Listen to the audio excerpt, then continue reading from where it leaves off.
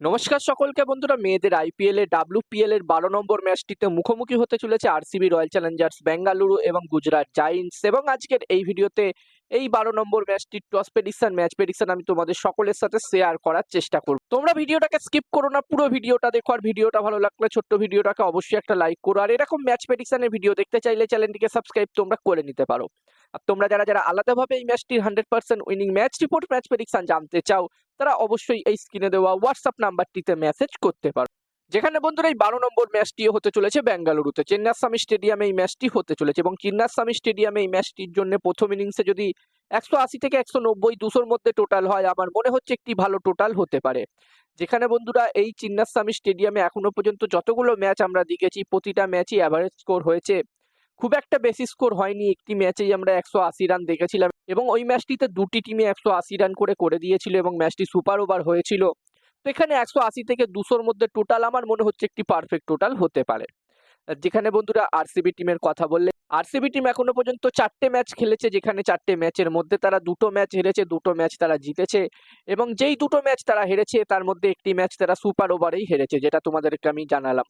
অন্যদিকে বন্ধুরা গুজরাট জায়ান্টস টিমের কথা বললে, এই টিমটিও 4টে ম্যাচই খেলেছে, যার মধ্যে তারা মাত্র একটা ম্যাচ জিততে পেরেছে, বাকি 3টে ম্যাচ তারা হেরেছে।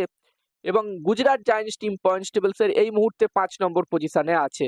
আর বন্ধুরা গুজরাট জায়ান্টস টিমকে যদি প্লে অফসে কোয়ালিফাই করতে হয়, তাহলে কিন্তু তাদেরকে তাদের বাকি ম্যাচগুলো প্রায় প্রতিটা ম্যাচই জিততে হবে, তবেই কিন্তু তাদের এখান থেকে চান্স থাকবে প্লে অফসে কোয়ালিফাই করার। আর বন্ধুরা যেখানে এই দুটি টিমের মধ্যে এই বছরের প্রথম ম্যাচটি হয়েছিল, প্রথম ম্যাচটিতে এই দুটি টিম মুখোমুখি হয়েছিল এবং ওই প্রথম ম্যাচটিতেই আমরা একটি হাই স্কোরিং ম্যাচ দেখেছিলাম। গুজরাট জায়ান্টস টিম প্রথমে ব্যাটিং করে 201 রান করেছিল এবং বলা যেতে পারে এই 201 রান আরসিবি টিম খুবই সহজে চেস করে দিয়েছিল। আরসিবির হয়ে রিচা ঘোষ শেষের দিকে দুর্দান্ত ব্যাটিং করেছিল এবং 19 নম্বর ওভারেই এই রানটি চেস করে নিয়েছিল আরসিবি টিম। তো বন্ধুরা এখানে আমরা চাইবো এই 12 নম্বর ম্যাচটি তো এই দুটি টিমের মধ্যে আরো একটি ম্যাচে যেন আমরা হাড্ডাহাড্ডি লড়াই, ভালো ম্যাচ দেখতে পাই। এবার দেখার বিষয় থাকবে কি হয়। আর এই ম্যাচটির জন্য আমি যদি আমার প্রেডিকশন তোমাদের সকলের সাথে শেয়ার করি, তো আমার যতদূর মনে হচ্ছে এই ম্যাচটিতে, বন্ধুরা ম্যাচটির প্রেডিকশন জানানোর আগে আমি বলতে চাই, তোমরা যারা যারা আলাদাভাবে এই ম্যাচটির 100% winning match report, match prediction জানতে চাও, তারা অবশ্যই এই স্ক্রিনে দেওয়া হোয়াটসঅ্যাপ নাম্বারটিতে মেসেজ করতে পারো। এখানে এই ম্যাচটির 100% winning match report, match prediction তোমরা পেয়ে যাবে। এবং এই কাজগুলোর প্রমাণ দেখতে চাইলে হাসান ক্রিকেট প্রেডিকশন টেলিগ্রাম চ্যানেলেও জয়েন হতে পারো। ভিডিওর ডেসক্রিপশনে টেলিগ্রাম চ্যানেলের লিঙ্ক দেওয়া আছে।